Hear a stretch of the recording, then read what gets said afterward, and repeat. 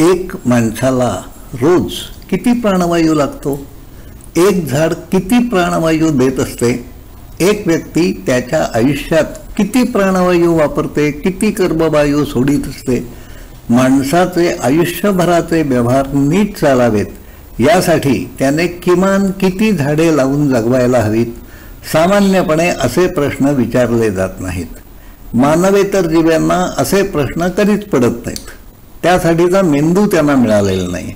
माणसांकडे तो आहे, पण माणसांना प्रामुख्याने शारीरिक भोग हवे आहेत. इंद्रियांना सुखावणारे जे काही आहे त्यामागे माणसे पळत आहेत.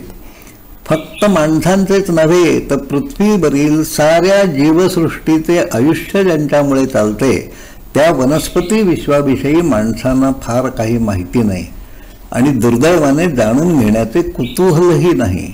त्याहीपेक्षा महत्त्वाचे म्हणजे हे सारे विज्ञान तंत्रज्ञानाच्या युगात घडत आहे.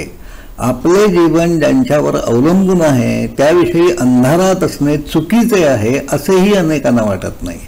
वृक्षवेलींविषयीच्या प्रश्नांची उत्तरे जाणून घेण्याचा प्रयत्न घराघरातून व्हायला हवा. विशेषतः निवृत्त झालेल्या माणसांनी प्राणवायू कर्मवायू चक्राचे गणित समजून घ्यायला हवे. आयुष्यात वनस्पती विश्वाने त्यांना काय काय दिले व ते दैने परत करण्यासाठी त्यांनी किमान किती वृक्ष लावून जगवायला हवेत याचा शोध त्यांनी घ्यायला हवा.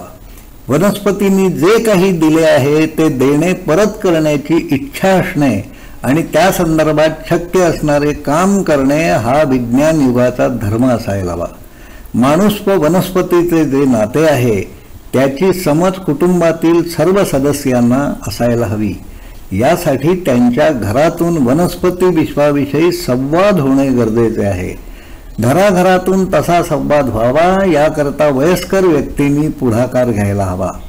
60पेक्षा जास्त वय असलेल्या फार थोड्या माणसांनी त्यांच्या आयुष्यात वनस्पतीविषयी महत्त्वाच्या प्रश्नांची उत्तरे शोधण्याचा प्रयत्न केला असेल.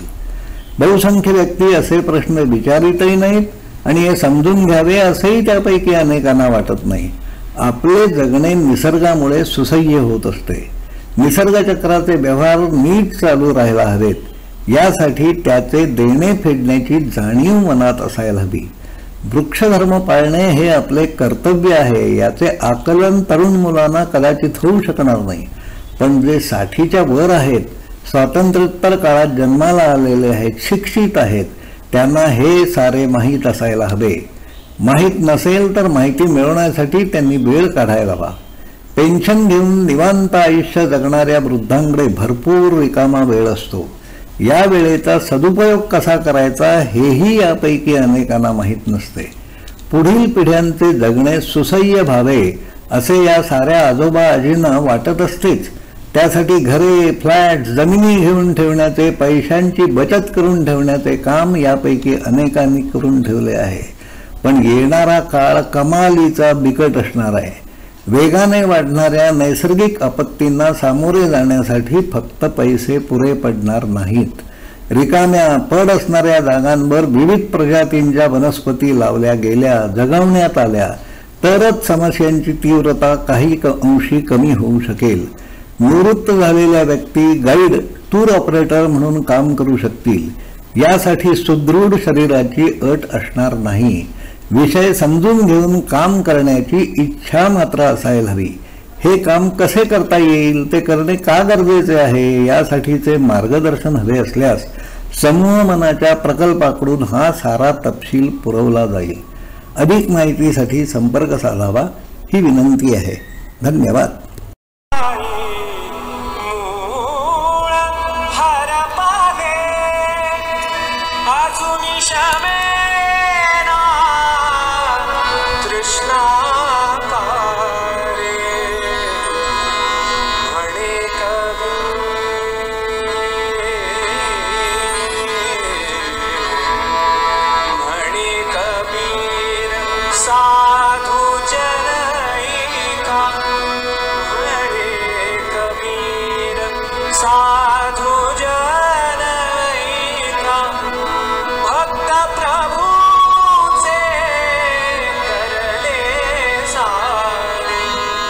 भक्त प्रभु